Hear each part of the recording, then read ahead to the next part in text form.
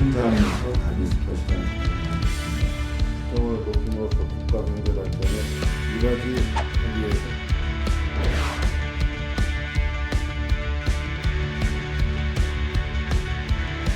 백제가 나당연합군으로부터 공격을 받을 때 그게 바로 고구려의 위기라는 생각을 했어야 되는데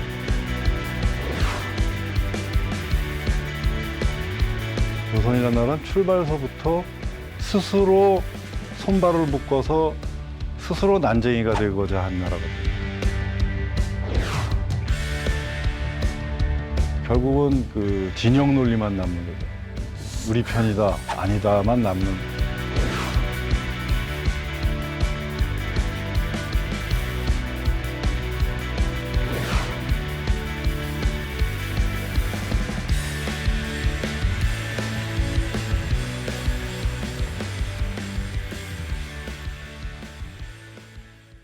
시청자 여러분 안녕하십니까? 이슈앤피플 장용수입니다. 인류에게 가장 큰 비극은 지난 역사에서 아무런 교훈을 못 얻는 데 있다. 역사학자 아놀드 토인비가 한 말인데요. 역사를 통해 전략적 인재와 전략적 사고를 구축해야 한다고 주장하시는 분이 계십니다. 얼마 전까지 공인회계사의 회장을 맡으셨고요. 회계개혁에 앞장서셨죠. 그전에는 경제수석, 지식경제부 장관도 맡으셨습니다. 지금은 한국 가이드스타 재단법인인데요. 이사장님으로 계시는 최준경 전 장관 이 자리에 모셨습니다. 어서 오십시오, 장관님. 네, 안녕하세요. 네. 워낙 그 전력이 화려하셔서 뭐라고 호칭을 해야 될지 모르겠습니다만은 현재는 한국 가이드스타 회장님, 이사장님이신 네, 거죠? 그렇습니다. 예. 가이드스타는 어떤 회사인 거죠? 그러니까 이제 공익법인을 평가하는데요. 네. 기부금을 받거나 정부 보조금을 받아서 이제 이 좋은 활동을 하는 뭐 자선 활동을 한다든지 하는 그 기관들이 돈을 받아서 원래 목적대로 잘 쓰고 계신지 평가하는 그런 공익 NGO입니다. 네. 사실 오늘 이렇게 이사장님을 모신 게 가이드스타 때문에 모셨다기보다는 최근에 좀 눈길을 끄는 책을 쓰셨어요. 네. 바로 이 책입니다. 역사가 당신을 강하게 만든다. 전략형 인재를 위한 역사 다시 읽기. 또 뒤쪽을 보니까 미래 인재를 양성하는 최고의 방법은 실패한 역사에서 교훈을 얻는 것이다. 역사학자는 아니시고 오히려 이제 네. 경제학자에 가까우신데 경제학자는 아니고 뭐 네. 경제 실무를 네, 했죠. 경제 정책, 경제 실무를 하시는 예, 예. 경제 쪽에 가까우신데 예. 어떻게 이렇게 역사 에세이라고 해야 되나요? 그렇죠. 이런 예. 책을 뭐 짧은 기간에 쓰시지는 않았을 것 같고요. 예. 어떻게 이 책을 쓰게 되셨습니까? 제가 4년 전에 그 워싱턴에서는 한국이 보이지 않는다라는 책을 쓴 적이 있습니다. 네. 그 책에 이제 미래를 위한 재원이라는 파트에 가면 역사 교육을 혁신해야 된다는 그런 그 섹션이 나옵니다. 그래서 역사 교육을 혁신해야 되는 그런 명제를 어떻게 하면 잘 전달할 수 있을까 하는 생각을 해서 그동안 네. 쭉 그 생각을 해왔는데요. 생각을 정리해서 최근에 책을 내게 됐습니다.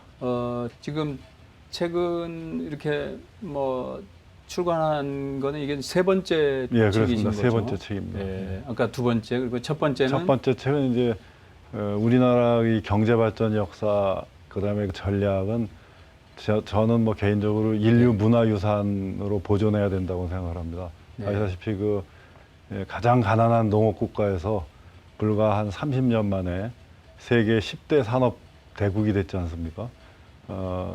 기적적인 얘기인데 그 전략이 우리 그 경제 발전 전략이 굉장히 독창적입니다. 네. 그래서 그 독창성을 정리한 책입니다. 그래서 그 책을 제가 헤리티지 재단에 나가 있을 때 영어로 번역을 했었고요. 네. 그 영어판을 또 이라크 정부에서 보고 이라크 경제 발전에 꼭 필요하니까 네. 아랍어로 번역하게 해달라고 그래서 제가 그 허락을 했습니다. 상업적인 용도로 네. 쓰지 않기로 하고 그래서 아랍어로도 번역이 되어 있습니다. 예. 근데 이제 이 책은 그러니까 뭐 워싱턴에 또 있으셨고, 네. 또 외교관으로도 예, 활약하셨지 필리핀 대사 않습니까? 했었습니다. 필리핀 대사 예, 하셨죠. 그 역할을 하신 것도 영향을 미친 건가요? 예, 그렇습니다. 이제 제가 이 책을 쓰게 된 계기는 워싱턴에서 한국이 보이지 않는다 그 책하고 예. 이 역사가 당신을 가게 만든다 책을 구상하게 된 것은 네. 아베 신조 수상이 미국을 국빈 방문해서 이 일본이 미국의 전범 국가에서 동맹 국가로 격상이 되고 그리고 이제 재무장을 허용받았지 않습니까? 네. 그러면서 나온 얘기가 이제 집단적 자위권, 유엔 헌장에 나오는 거죠. 집단적 자위권 행사가 제한돼 있었는데 그걸 허용을 했습니다. 일본한테. 근데 집단적 자위권 행사에 그럼 구체적으로 어떻게 적용할 거냐 했을 때 그게 유사시, 한반도 유사시 일본군이 한반도에 상륙할 수 있다는 거였지 않습니까? 네. 네. 근데 아시다시피 1964년에 한일 국교 정상화할 때 어마어마한 반대가 있었지 않습니까? 그래서 대학 캠퍼스에 탱크가 그렇죠. 진주하고 계엄령이 선포되고, 학생운동. 예, 그리고 그게 또, 예. 그게 이제 일본하고 국교를 정상화하면 안 된다는 그러니까 어떻게 보면 이제 일본의 과거 행적에 대한 이제 반감이겠죠. 제대로 된 사과도 없고 뭐 배상도 없다 뭐 이제 그런 뜻이었는데. 근데 사실 이 한반도 유사시에 일본군이 한반도에 상륙한다고 하는 얘기는 그거보다 훨씬 더 메가톤급의 얘기거든요. 네. 그리고 그 당시에 일본 방위청 장관, 지금 뭐 국방상이라고도 할 수 있겠는데, 그분이 그랬어요. 북한에 상륙할 때는 한국 정부의 동의가 필요 없다. 근데 그거는 우리 헌법의 영토 조항을 정면으로 부정한 거 아닙니까? 네. 아시다시피 한반도와 부속 도서를 우리 영토로 하고 있기 때문에 그런 메가급 발언이 터지는데도 너무나 조용한 겁니다. 우리나라 대학가나 우리 또 정치인들이. 그래서 이것은 이 국제 정치의 흐름이라는 거를 너무나 모르고 와싱턴의 기류를 너무 모른다. 네. 그래서 이제 제가 쓴 게 와싱턴에서 네. 한국이 보이지 않는다고. 그러면서 또 제가 가졌던 의문이 이것은 역사 교육이 잘못됐기 때문에 우리 세대들이 이 역사 의식이 부족하다. 그러니까 역사 교육을 맨날 뭐 백제가 먼저 멸망했나 고구려가 먼저 멸망했나 암기식 뭐, 역사 교육. 다음 중 사건이 시간 순서대로 된 거를 네. 골라라. 어떤 사건의 배경이라든지 원인 결과 누가 책임져야 됐느냐 또 그 당시 어떤 의사결정했을 때 대안이 진짜 없었느냐 뭐 이런 거에 대한 토론 없이 네. 시간적 선후관계라든지 사건의 내용만 기계적으로 암기하는 해방 이후 계속 우리가 그런 교육을 받았거든요. 뭐 우리 앞세대도 그렇고 뭐 우리 뒷세대도 마찬가지고. 64년은 그나마 이제 일제 식민 통치를 경험한 세대들이 사회의 주축이었기 때문에 이제 한일 국교 정상화에 대한 의견 표출이 됐었는데 그 세대마저 이제 지나간 2014년에 집단 자위권 행사, 50년 만에 일어난 일이죠. 1924년. 아무런 반응이 없는 걸 보고 제가 굉장히 충격을 받았었거든요. 네. 예. 그래서 제가 역사학자는 아니지만 앵커께서도 아시다시피 가전제품은 기술자가 만드는 겁니다. 그건 뭐 의심할 여지가 없는 거고. 그러나 가전제품의 성능을 향상시키는 것은 반드시 기술자만이 하는 건 아니지 않습니까? 가정주부들이 보고 그렇죠. 이런 기능을 붙여줬으면 좋겠다. 이걸 쓰니까 불편하니까 좀 고쳐야 되겠다 하는 의견을 들어서 가전제품이 발전하듯이 저도 이 역사 소비자의 입장에서 이 역사 지식을 전달하는 방식을 좀 바꿔야 되지 않냐는 얘기는 할 수 있겠다라는 생각에서 감히 패널 들은 겁니다. 사실 뭐 제가 역사에 대해서 뭐 이렇게 깊은 역사에 어렸을 때부터 관심은 많았지만 그렇다고 뭐 우리 학자님들이 하시는 것 같은 뭐 깊이 있는 연구는 못하지만 이미 발견되고 발굴된 사실을 네. 가지고 후세들한테 역사를 교육하는 방식은 뭐 저도 뭐 얘기할 수 있겠다는 생각이 들어서 뭐 당연히 당연한 말씀이고 중요한 뭐 지적이신 것 같은데 역사로부터 교훈을 얻고 역사를 제대로 인식하고 교훈을 얻어서 그걸 현실에 잘 뭐 녹여내야 되는데 예. 그게 지금 이제 안 됐다고 그렇습니다. 보시는 거잖아요. 그렇습니다. 뭐 그러니까 저도 공감하는 부분이고. 예, 그 1904년 2월에 요즘엔 제가 이 책을 이제 살고 가기 전에 고등학교 교과서를 한번 구해서 봤습니다. 아 예. 그랬더니 뭐 한 줄로 나오긴 하더라고요. 1904년 2월에 그 일본군 육군 제1군 5만 명이 제물포로 상륙했다는 사실이 한 줄로 적시는 돼 있더라고요. 근데 그것만 나와 있지, 그래서 그거 5만 명이 상륙해서 이 경성을 완전히 포위하고 그 용산에 주둔했었죠. 그게 지금 이제 미팔군 네. 그 사령부 있던 그 자리인데, 고종 황제하고 그 이제 신하들을 겁박해서 한일 의정서라는 걸 이제 한일 체결하지 의정서. 않습니까? 이제 그 내용을 보면은 그때 이미 한일 의정서로 조선의 주권은 일본에 거의 갑니다. 읽어보면 일조가 조선이 내정에 관해서 대일본 제국의 권고를 들어야 된다 이렇게 돼 있거든요. 일조가. 네. 그리고 2조는 내란이나 외환이 있을 경우에 일본은 필요한 조치를 할 수 있고, 그러니까 아무거나 할 수 있다는 얘기죠. 그냥 필요한 조치. 그러니까 영어로 얘기하면 can do anything이에요. 할 수 있고, 이를 위해서 일본군이 한반도에 주둔할 수 있고, 그 주둔에 필요한 조선의 땅을 수용할 수 있다고 이렇게 돼 있거든요. 그래서 이제 그 당시에 그 용산 기지 300만 평을 그때 이제 하고, 전체적으로는 한국에 한 900만 평을 한 평당 2전이라는 싼 돈으로 이제 수용을 하는 거죠. 상륙을 했다는 것만 가리킬 게 아니고, 그래서 한일정서가 나고 네. 이미 그때 국권은 침탈된 거나 마찬가지고, 국제적으로 그것을 확실하게 한 게 을사보호조약입니다. 네. 테프트 전쟁 장관이 이끄는 그 사절단이 일본에 가서 이제 가사라 테프트 밀약을 네. 맺죠. 그 조선을 일본이 지배하고 필리핀은 미국이 지배한다는 그 서로 바꿔 네. 하는 복합한 칩처럼 이제 주고받았죠. 그 사절단의 일원으로 그 앨리스 루즈벨트가 끼어 있었고, 앨리스 루즈벨트의 약혼자인 니콜라스 로머스 하원 의원이 그때 있었거든요.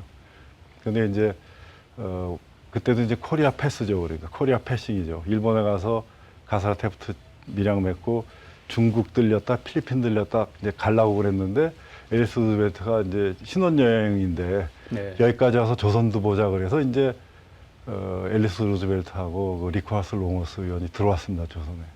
그걸 보고서 이 미국의 공주가 한국에 조선에 온 걸 보니까 미국이 우리를 구해줄래나 보다 해서 이제 감사사절단 비슷하게 해서 이제 보내죠. 그게 을사보역 직전입니다, 그게. 안 만나주지 않았습니까, 처음에 시어더 루즈벨트 대통령이. 벌써 일본에 그 나라 우리가 줘버렸는데 왜 만나냐 이제.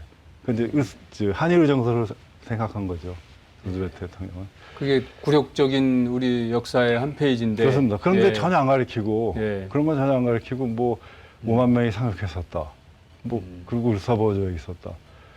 뭐 가사 테프트 밀약도 잠깐 나오더라고요. 잠깐 나오는데 그 과정에서 조선이 어떻게 대응하고 한 것을 생생하게 그 학생들한테 가르쳐줘야지 우리가 어떻게 해야 되겠다는 걸 알게 되는데, 그런 거 하나도 안 가르쳐주니까 이 동의를 받아야 된다는 그런, 그때 1904년 2월에 뭐 동의 받았을 리가 없지 않습니까? 그냥 들어온 거지.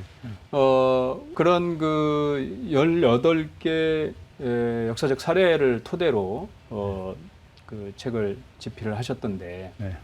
그 뭐 방금 말씀하신 것도 하나의 사례겠지만 네. 다른 사례들이 또 어떤 사례들이 있는 건가요? 흔히 우리가 이제 이 삼국의 역사, 삼국시대 역사를 보면서 고구려가 통일했으면 더 좋았지 않았겠냐 이런 얘기들 많이 하지 않습니까? 네. 정작 그런 얘기를 하면서도 왜 고구려가 백제 위기 시에 그 팔짱 끼고 구경만 했나는 거에 대해서는 그렇게 심각하게 그 얘기를 안 하거든요. 사실은 고구려가 그 백제가 나당연합군으로부터 공격을 받을 때 그게 바로 고구려의 위기라는 생각을 했어야 되는데 그렇게 안 하고 내버려뒀기 때문에 8년 후에 멸망하지 않습니까? 네. 그럼 그때 그 고구려가 왜 팔짱을 끼고 있었느냐? 그것이 국가를 운영하는 사람으로서 잘한 거냐 잘못한 거냐라는 그런 교육이 사실은 필요하다 저는 그렇게 생각을 합니다. 그래야 우리 그 자라는 그 세대들이 전략적 사고를 하게 되고 비슷한 상황에 몰렸을 때 그 총력을 다해서 백제를 구원을 했어야 되는 거죠, 고구려가. 네. 그랬으면 고구려도 고구려 사직도 보존되고 백제 사직도 보존이 됐을 겁니다. 그런데 당나라로부터 멸망할 일도 없었고 그렇습니다. 예. 신라가 삼국통일하면서 예. 한반도에 예, 그렇죠. 영토를 다 영토를, 잃을 예, 이유도 다 잃을 없었던 이유는 거죠. 없었을 예, 것이다. 예. 예. 근데 그런 부분에 대해서는 우리가 치열한 토론 안 하고 네. 오히려 신라가 삼국통일한 게 하나의 업적인 것처럼 가르치지 않습니까? 네. 저는 그게 굉장히 문제라고 생각합니다. 우선 업적이라고 가르치게 되면 뭐가 문제냐면 그러면서도 우리 그 어린 마음 속에서는 아니 그 같은 민족이라면서 신라가 당나라를 끌어들여서 고구려하고 백제를 멸망시킨 게 잘한 건가라는 의문을 갖게 되죠, 어린 마음에도. 네. 근데 그게 업적이 돼버리면 이 나라에는 그 옳고 그름에 대한 판단 기준이 흐려지는 겁니다. 그렇게 되면 누가 잘하고 누가 못했냐는 부분에. 그러니까 결국은 그 진영 논리만 남는 거죠. 우리 편이다 아니다만 남는 그런 상태. 되풀이되는 진영 논리. 우리 사회가 지금 악화되고 있는. 우리 사회가 지금 점점 예. 그 진영 논리로 치닫지 않습니까? 예. 뭐 하여튼 우리 편은 무조건 옳고 음. 뭐 반대편은 무조건 틀린다. 똑같은 사안을 갖고도 그런 것이 결국은 우리가 역사를 제대로 못 가르쳐서 그렇다. 저는 그렇게 예. 생각합니다. 그러니까 그 전략적 인재와 전략적 사고가 뭐 안 됐었기 때문에 역사를 제대로 통찰하지 않고 예. 계속 이렇게 똑같은 뭐 실수가 악순환이다. 반복되는 거죠. 예, 예. 그렇게 보시는 예, 거죠. 그렇습니다. 그리고 우리가 이제 조선의 역사를 볼 때도 이 조선의 한 나라 우리가 뭐 500년 이상 지속된 사실 왕조가 없어요. 네. 전 세계 어디를 봐도. 그래서 굉장히 뭐 훌륭한 왕조라고 생각하고 또 그렇게 가리키는 경우가 있는데 사실 조선이라는 나라는 출발서부터 스스로 손발을 묶어서 스스로 난쟁이가 되고자 한 나라거든요. 무슨 말씀이냐면 위화도 해군부터 말씀하시는 뭐 우야도 회군은 이제 스스로 예. 이 중국의 신하국임을 자처하면서 원래 우리 땅인 그 요동 고려 때 심양왕이라는 것 아시죠? 예. 그 심양왕이라는 게 결국 요동을 다스리는 그 왕인데 심양왕은 항상 고려의 왕족을 시켰습니다. 그리고 한때는 고려의 왕이 겸직도 했었던 데이기 때문에 그건 우리 땅이거든요. 명나라와 그 어떤 조공 관계를 맺는 거하고 관계가 없습니다. 요동까지 차지하고도 우리는 하여튼 명나라를 하고 잘 지내겠습니다 하면 되는 거기 때문에 네. 사실 요동을 차지했어야 되는데 그것도 안 하면서 신하국으로 들어갔고 그다음에 산홍공상이라는 그 체제, 그 유교 체제는 결국 그 기술자하고 상인을 천시하는 거기 때문에 네. 기술이 개발되고 상용화돼서 축적 발전하는 것이 불가능한 체제가 되는 겁니다. 그렇죠. 그 다음에 해금 정책을 썼습니다. 이건 잘 안 알려져 있는데 이 조선이 해금 정책을 썼습니다. 다시 그건 말해서 어떤 정책인가요? 이런 해금? 거죠. 이제 근해에서 하는 어업만 하는 거고 아하. 무역이나 이런 건 원양어업이나 그 무역은 못하게 한 겁니다. 아시다시피 반도라는 것은 해양하고 대륙의 그 가교 역할을 하기 때문에 무역의 거점입니다. 아시다시피 그 장보고 같은 예. 그 훌륭한 그 무역 세력이 있었지 해상왕. 않습니까? 예, 해상왕. 그걸 스스로 포기한 겁니다. 그래서 이 척박간탕에 그 백성들을 가둬놨지 않습니까? 해금 정책. 삼면이 바다인 장점을 예. 그리고 그리고 스스로 가둬놨다. 맞습니다. 그리고 예. 광업 폐광 정책이라는 걸 썼어요. 물론 17세기에 가서는 그걸 풀긴 풀었는데 이미 뭐 그때는 그 동양 중국, 일본, 그다음에 동남아시아에 이르는 그 어떤 상권이 이미 확정이 돼 있었기 때문에 그 광업을 그 통해서 뭐 은을 많이 생산해낸다고 그래도 조선이 낄 여지가 전혀 없었거든요. 그러니까 그렇게 이 스스로 이렇게 손발을 묶는 그런 어떤 정책을 썼기 때문에 결국은 이 구중화 체제, 그러니까 뭐 명나라가 됐든 청나라가 됐든 구중화 체제의 변방 제후국으로 있었기 때문에 구중화 체제하고 운명을 같이 한 것이지 조선의 시스템이 훌륭해서 500년 간 건 아니거든요. 네. 그러니까 아시다시피 그 신의 혁명, 그 구중화 체제의 종말을 고한 신의 혁명은 1911년이고 조선의 종말인 한일 합병은 1910년 10년. 거의 비슷한 동시대에 일어났다는 걸 보시면 알 수 있는 거죠. 야, 이 뭐 말씀을 듣다 보니까 경제 정책을 하신 분이 아니라 사가, 역사가 않을까라는 생각이 들 정도로 제가 빠져들었는데 지금 어쨌든 주요 경제 수장을 하셨는데 지금 우리 코로나19 시대에 경제 정책 지금 잘 되고 있는 겁니까? 뭐 제가 볼 때는 가장 지금 문제는 여러 가지 뭐 하다 보면 뭐 이런저런 또 뭐 판단 착오도 있을 수 있는데 가장 이 정부가 하는 거가 한 가지 좀 문제가 뭐냐면 너무 이 국내적인 관점에서 본다는 겁니다. 이 폐쇄 시스템. 특수한 상황이긴 하지만 네, 지금 네. 개방이거든요. 개방이기 네. 때문에 뭐 법인세를 매기는 거라든지 기업에 여러 가지 뭐 규제를 한다든지 하는 것들은 우리나라 기업하고 외국 기업 간의 경쟁력이라는 측면에서 봐줘야 되거든요. 사실 우리 공정거래법은 폐지돼야 되는 거거든요. 네. 특히 경제력 집중 부분은 폐지돼야 됩니다. 공정거래법이 도입된 것이 제 기억에 80년대 초반입니다. 아직 우리나라 경제가 개방 경제라고 할 수 없는 때입니다. 우리나라 경제가 개방된 거는 우리 앵커도 잘 뭐 경제 부분 하셨으니까 하지만 네. 80년대 후반서부터거든요. 88 올림픽 이후부터 네. 이제 개방이 시작됐지 않습니까? 네. 80년대 초반만 해도 폐쇄 경제다 이겁니다. 그럼 폐쇄 경제일 경우에는 우리나라 기업에 대한 규제를 한다는 것이 아무 뭐 영향이 없다고 할 수는 없지만 그래도 영향이 적은데 이제 완전히 개방돼서 국경 없는 무한 경쟁 시대에 있는데 우리나라 기업도 지금 우리나라 기업끼리 경쟁하는 게 아니지 않습니까? LG전자가 삼성전자하고만 가전제품 분야에서 경쟁하는 게 아니지 않습니까? 뭐 중국의 가전제품 하이얼이나 이런 데 다 한다 이겁니다. 그러면 중국의 경쟁 기업들은 아무런 규제를 받지 않는 거를 우리 LG전자, 삼성전자가 받는다 그러면 가전제품 경쟁력이 생기겠습니까? 국제 경쟁력은 없어지는 거죠. 그래서 저는 이 공정거래법은 네. 개방 경제에 맞춰서 대폭 손질해야 된다고 생각합니다. 네. 아까 모두의 이제 가이드스타 이사장님도 상당히 중요한 일이신 것 같고요. 한데 앞으로의 이제 계획, 뭐 추가적으로 또 집필 계획도 뭐 있으실 것 같고 한데 어떠십니까? 여하튼 역사 문제에 대해서는 계속 관심을 가질 생각을 네. 하고 있고요. 역사 교육이 좀 제대로 되는 것에 좀 관심을 앞으로 좀 많이 가질까 생각하고 있습니다. 네. 하여튼 앞으로도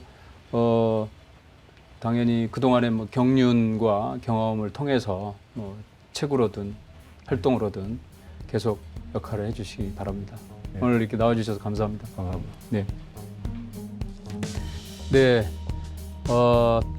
좀 전에 말씀 나누는 중에 진영 논리 말씀도 하셨습니다만은 진영 논리만 남은 역사적 미화는 한국 발전에 결코 도움이 되지 않는다. 이런 얘기도 저도 이렇게 들었던 것 같고 또 우리 이사장님도 하셨던 것 같은데요. 너무 이렇게 경제가 정치 논리로 이렇게 매몰되지 않기를 하는 바람을 가져봅니다. 오늘 이슈 앤 피플 여기서 마치겠습니다. 감사합니다.